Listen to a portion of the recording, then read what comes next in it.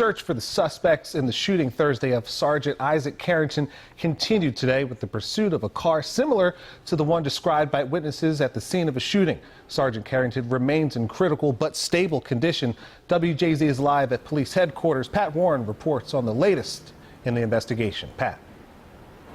Well, Max, this is the second vehicle that's been stopped, pursued by police and stopped during the course of this investigation. But so far, there's no connection to the case.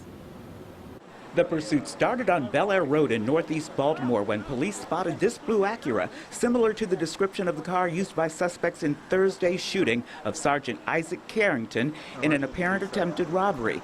The chase continued into the county where police say a gun was tossed out the car window at Bel Air and Overley.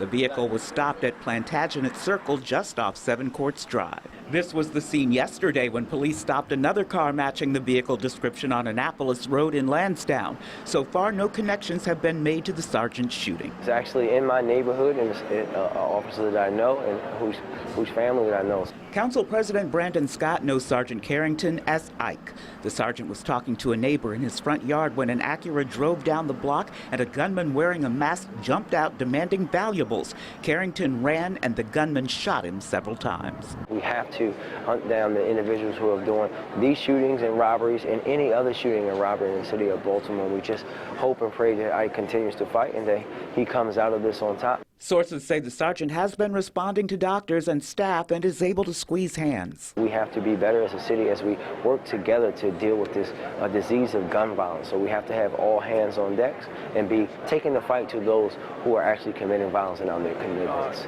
That violence that now has Sergeant Carrington fighting for his life. A $19,000 reward is being offered for information leading to the arrest and convictions of the people responsible for this. I'm Pat Warren reporting live for WJZ.